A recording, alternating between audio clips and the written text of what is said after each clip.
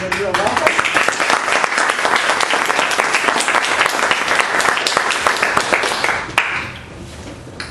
The cost of inequality. America today is becoming obsolete. The middle class is disappearing. At the same time, many of us see that our wages are lowering, that the richer people keep getting greedier, and we are losing our economic stability. As you can see now, even the beggar has had to modify his approach. Right here, 1, 2, 3.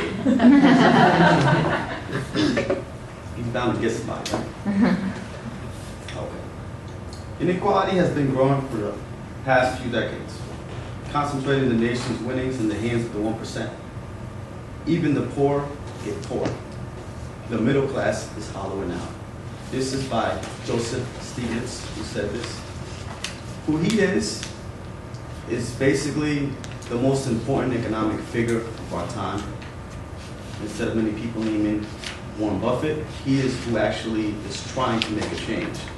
He is wealthy, not so much in the 1%, but he was in the Clinton administration trying to make policies benefit us, the middle class. If we were uber wealthy, we would not be going SCF, right? But there's nothing wrong with that, because we are the people that are going to change the future.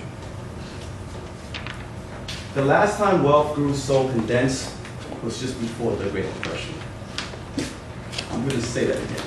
The last time wealth grew so condensed in the era we are in today was the Great Depression. Inequality has been growing for 3 decades.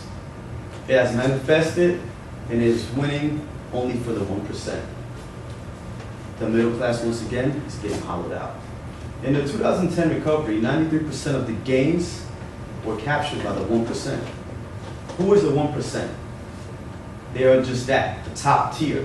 The wealthy actually end up paying less taxes than most of us do. That sounds pretty ridiculous, right? That is his book. I recommend you read his different books. He has The Price of Inequality, things like that. That's why I went on the cost of inequality, because it affects all of us. It's really unfair how we don't have a say in government, how the policies slide right out and they can make the changes that benefits them. Where do we win? Where is the even playing field in today's economy? The infamous 1%, right?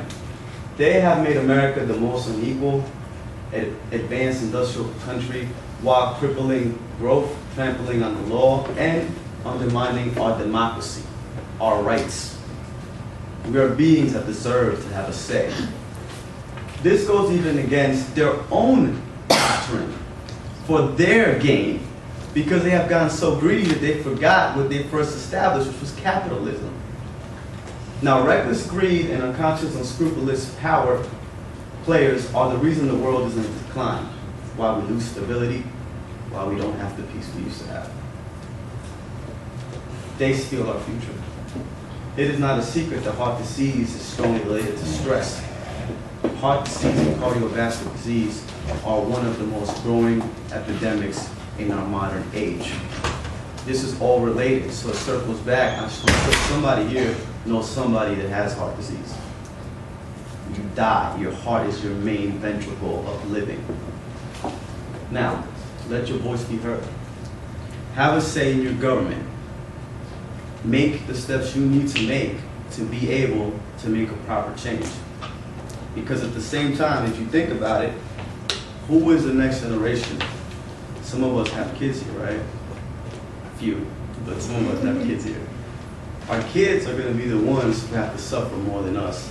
So it's only fair we do whatever we can to make things right.